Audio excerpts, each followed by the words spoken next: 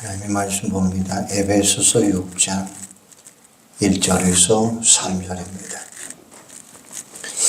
에베소서 6장 1절에서 3절 말씀. 한번 같이 읽을까요?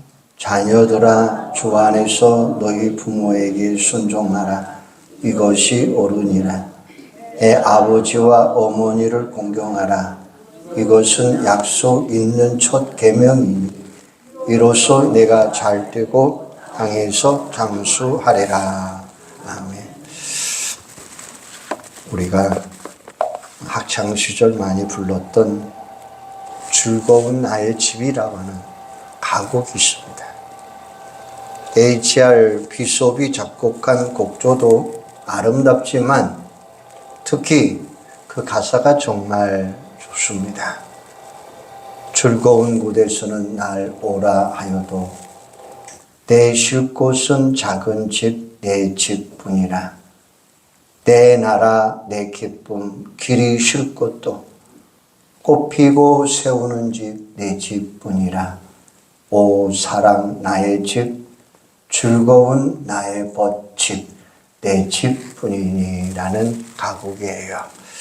그런데 작사자인 존 하워드 페인은 평생 동안 독신으로 살았어요. 집도 없이 떠돌아다니다가 외국에서 세상을 떠난 사람입니다. 그가 사망하기 1년 전 지인에게 이렇게 자기의 착잡한 심정을 토로한 적이 있습니다.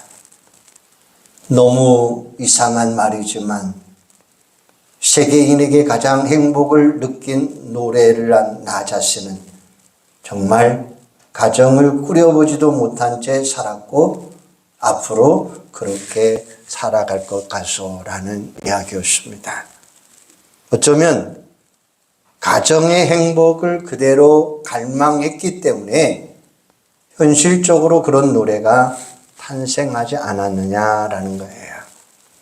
어쨌든 가슴 아픈 이야기입니다.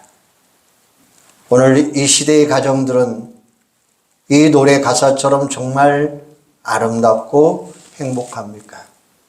그런데 전혀 그렇지 않다는 거예요. 여기저기에서 가정이 아파하고 깨어지는 소리가 들려옵니다.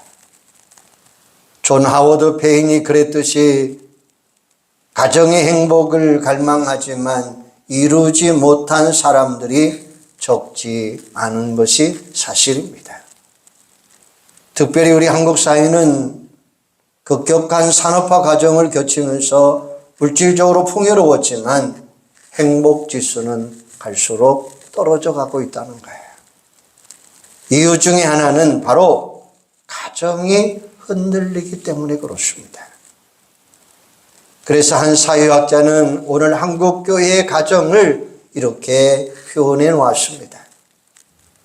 누구의 잘못도 아닌데 아무도 행복하지 않다.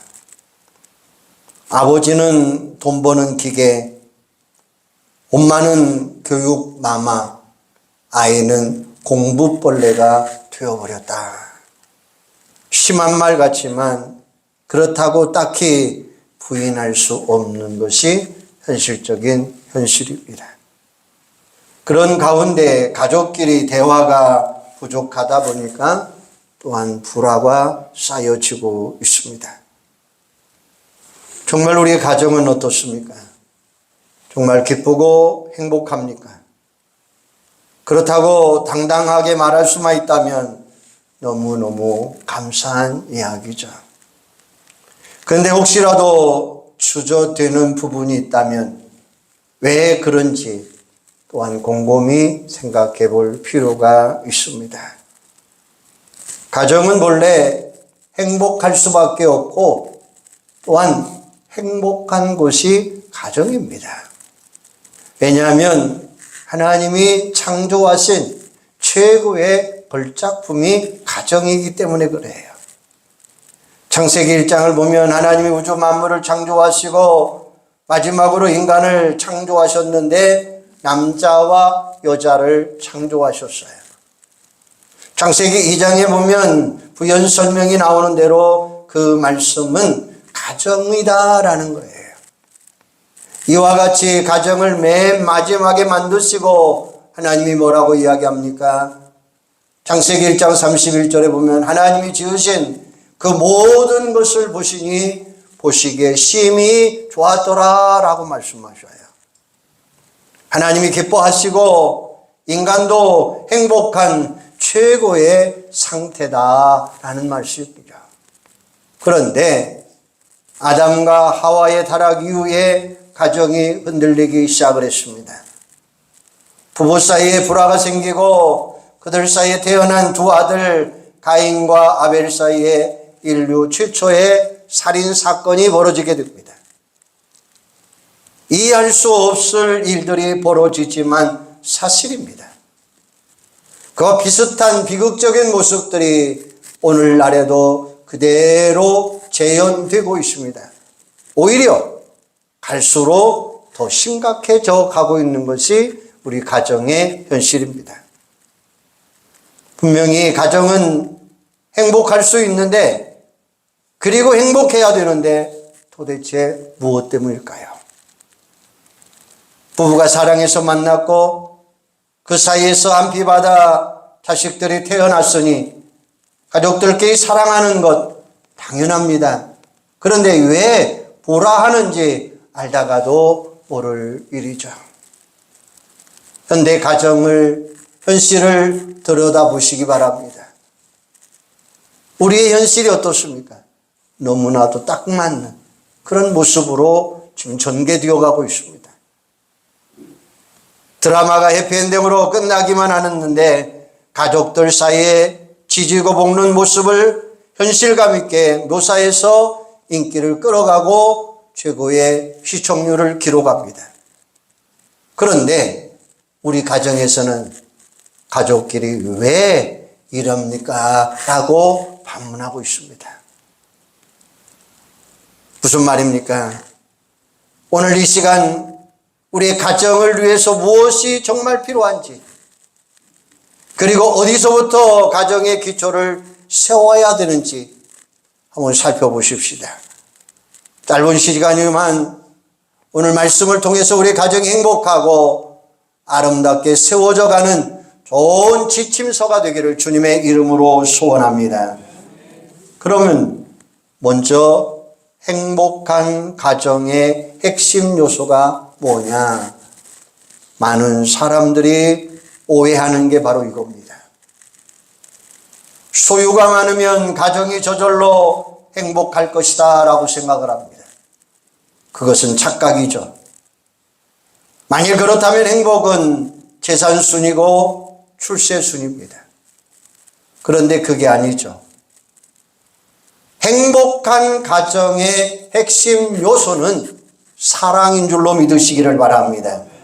그래서 잠언 17장 11절에 보면 마른 떡 한 조각만 있어도 화목하는 것이 제육이 집에 가득하고도 다투는 것보다 나으니라 라고 말씀하셔요. 마른 떡이다 라고 하는 이야기는 고대 팔레스타인 사람들의 일상 음식입니다. 누룩을 넣지 않는 단단한 빵으로 음료에 찍어서 먹습니다.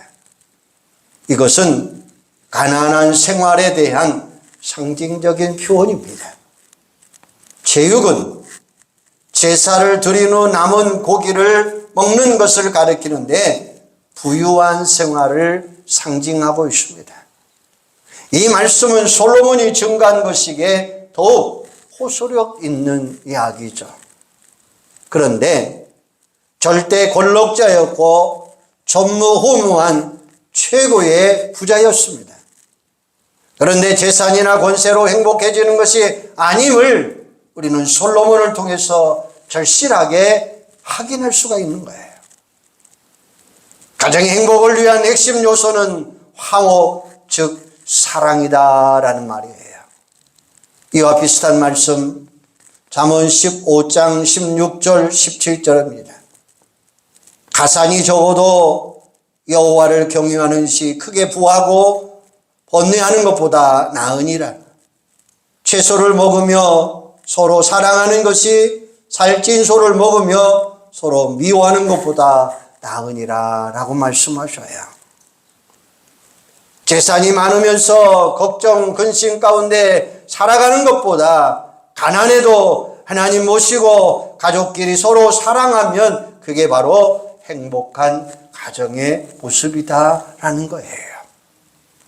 여러분, 이렇게만 되면 인생이 얼마나 복되고 아름답습니까? 우리 말에도 가와 만사성이라는 말이 있지 않습니까? 가정이 행복하면 가족들이 모두 행복하고 그들이 세상에 나가서 무슨 일을 하든 즐겁고 기쁜 마음으로 승리할 수 있다라는 이야기예요. 그런데 가정을 행복을 파괴하는 자가 있습니다. 이건 사단입니다. 창세기 3장을 보니까 사단은 인류 최초의 가정 파괴범입니다. 그때부터 지금까지, 아니 종말까지 가정을 계속해서 파괴하는 짓을 할 것입니다. 사단이 무슨 짓을 합니까? 하나님과 인간을 이간질시킵니다. 하나님이 주인이신데 인간이 이를 거부하도록 충동질합니다. 그리고 인간끼리 사랑해야 되는데 인간이 아니라 물질을 사랑하도록 더욱더 충동질시킵니다. 다시 말하면 자기 숭배와 물질 숭배 속에 빠지도록 만들어준다는 거예요.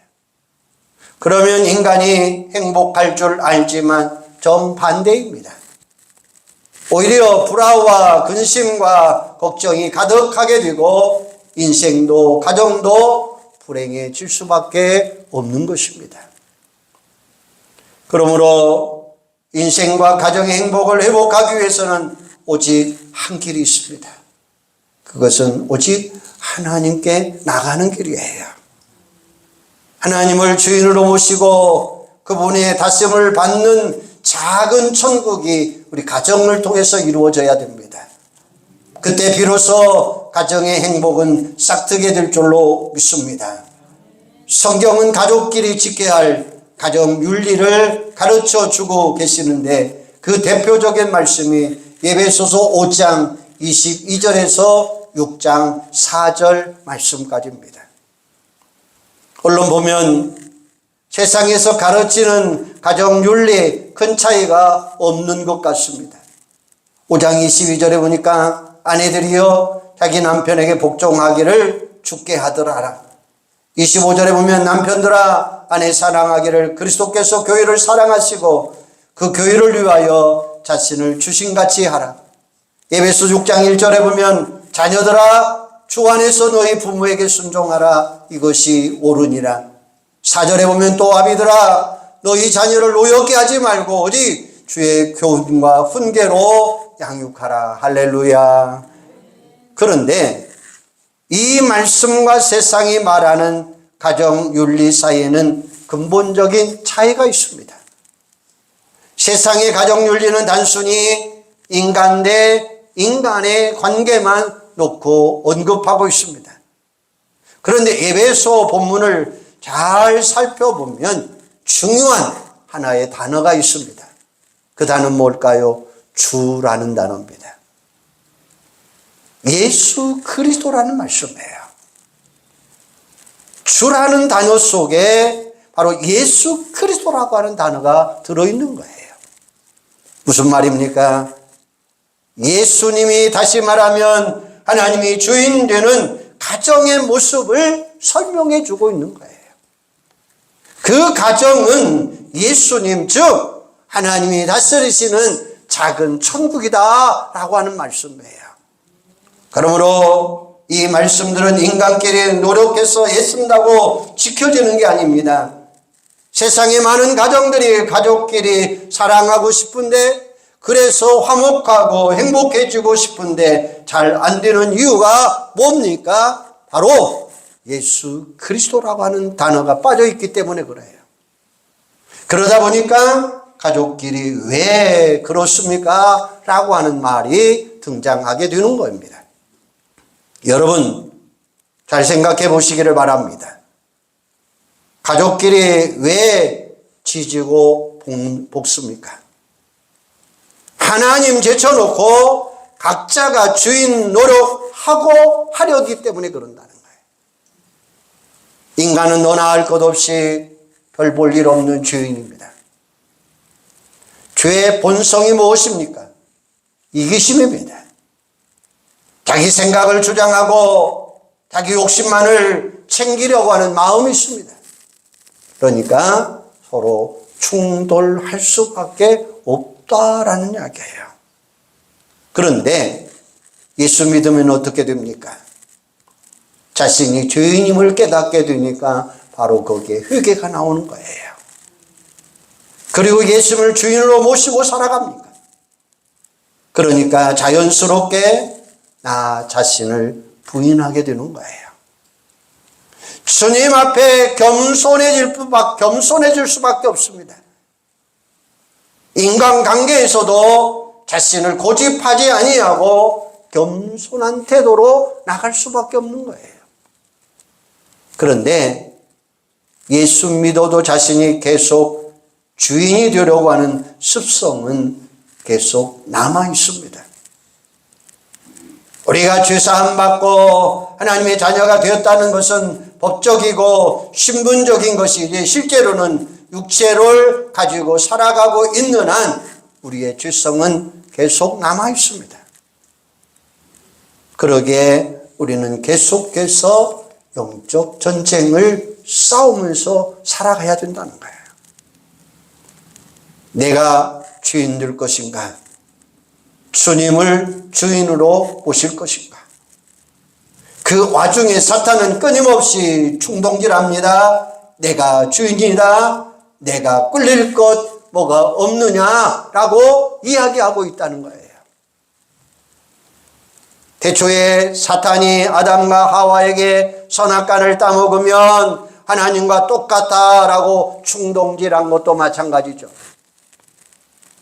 사단의 충동질을 물리치고 예수님 하나님을 주인으로 모시고 살아가는 것을 가르쳐서 성령 충만이다라고 말합니다.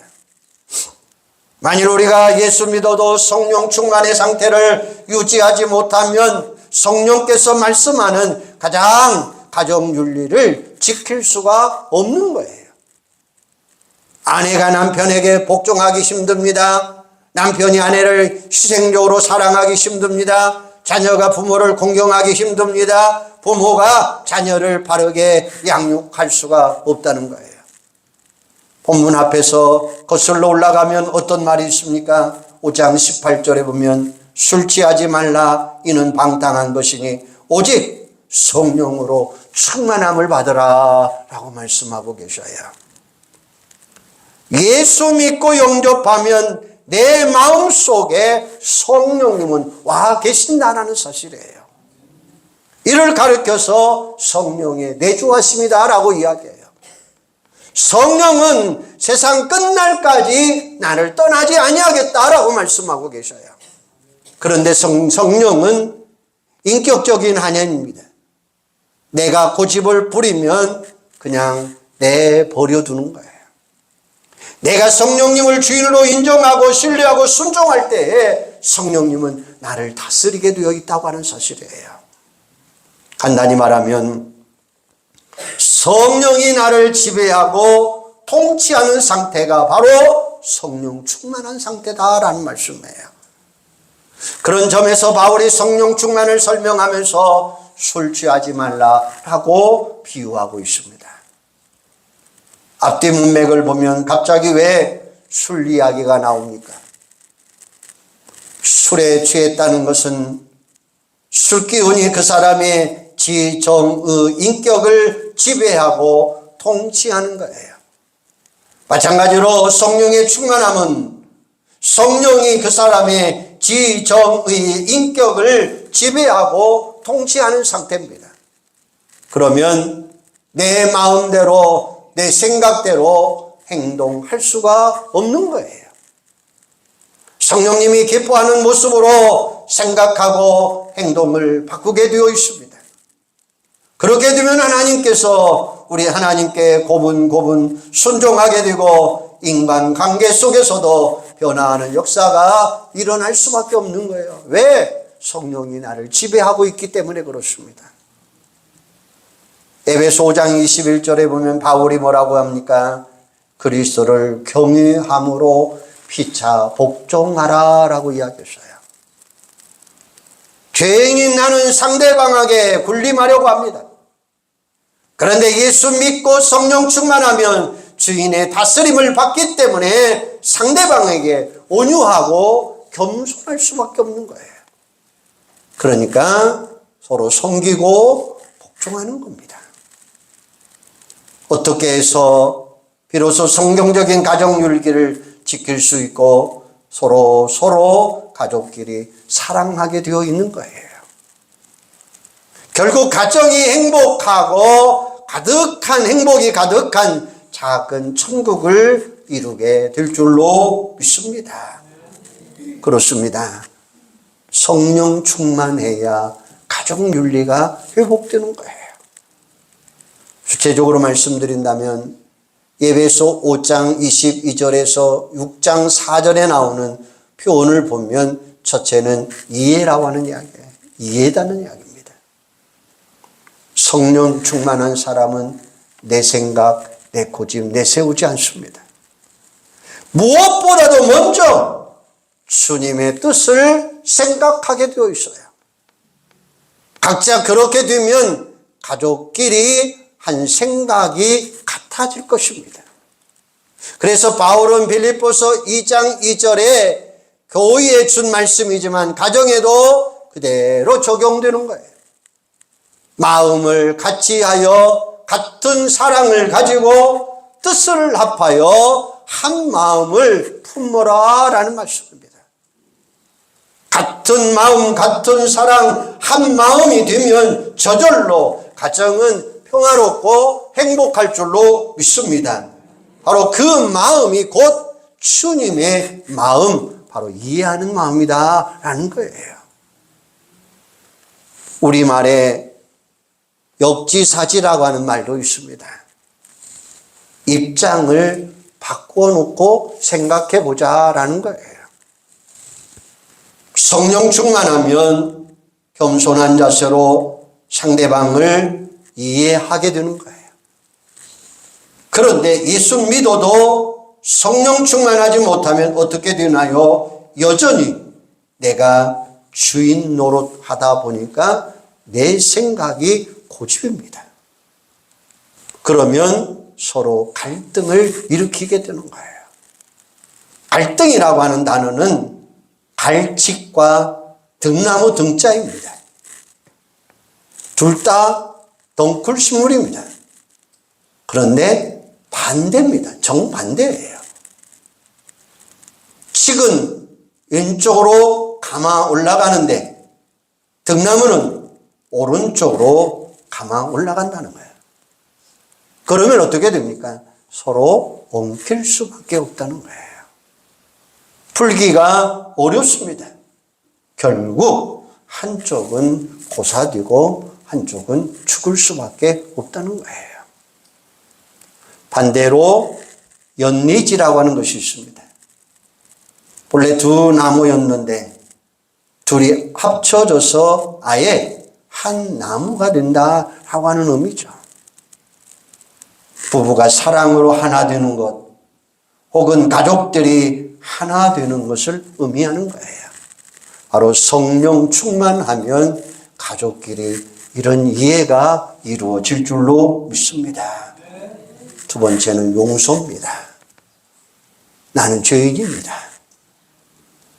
우리는 하나님 앞에 부족한 자들입니다. 허물 많은 자들입니다.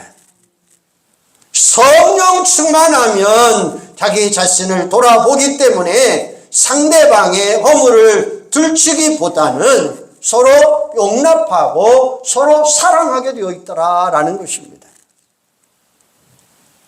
이런 마음 바울은 이렇게 권면합니다.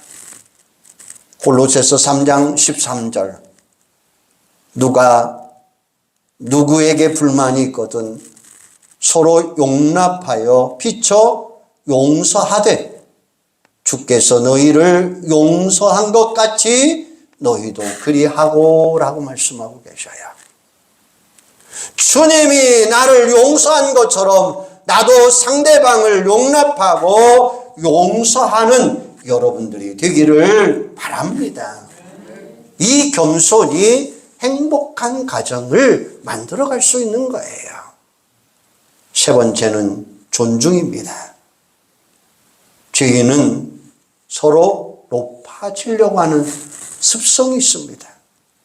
그런데 성령 충만 받으면 낮아지고 낮아질 수밖에 없어요. 바울은 이렇게 권면합니다. 빌립보서 2장 3절에 보면 아무 일에든지 다툼이나 허용으로 하지 말고 오직 겸손한 마음으로 각각 자기보다 남을 낮게 여기고 라고 이야기해요. 서로 존중하고 서로 높여주라는 것입니다. 인간관계에서 중요한 게 칭찬과 격려예요. 가족끼리 서로 격려하고 칭찬하는 것보다 보약 한 첩보다도 더 낫다고 하는 사실입니다. 그때 힘을 얻게 되고 세상에 나가서도 당당하게 승리하게 될 줄로 믿습니다. 바로 거기에 격려와 칭찬이라고 하는 말씀이에요. 그래서 칭찬은 고래도 춤을 춘다라고 이야기하잖아요. 우리 서로 존중해 주시기를 바랍니다. 네 번째는 희생입니다. 우리 문제는 상대방이 먼저 해주기를 바라고 기다리고 있습니다. 서로 미루다 보니까 아무도 하지 않게 돼요. 그래서 요한 사도는 요한일서 3장 16절에 보면 그가 우리를 위하여 목숨을 버리셨으니 우리가 이로써 사랑을 알고 우리도 형제들을 위하여 목숨을 버리는 것이 마땅하니라 라고 이야기해요. 예수를 우리가 아직 죄인 되었을 때, 심지어 우리가 예수를 대적하고 있을 때에 우리를 위하여 예수는 십자가에서 대속 제물이 되어주셨습니다. 먼저 희생한 거죠. 희생은 목숨을 바치는 거창한 것도 있지만 크든 작든 내가 먼저 나서는 것입니다. 상대방은 어쨌든 내가 먼저 사랑하고 실천하는 우리가 되자라는 것입니다. 요셉을 보세요. 가정에 수많은 갈등, 원인이 있었지만 요셉은 먼저 희생했습니다. 애굽의 노예로 팔려갔지만 원망하지 않았습니다. 나중에 총리가 되었지만 그는 형들에게 보복하지 않았습니다. 아버지 야곱이 죽은 후에 벌벌 떨고 있는 형제들, 조카들을 용납하며 봉양을 합니다. 가정의 기쁨의 페이스메이커가 되었더라라는 거죠. 그는 용서하고 희생함으로 어려웠던 불행의 쇠사슬을 끊을 수가 있었던 것이죠.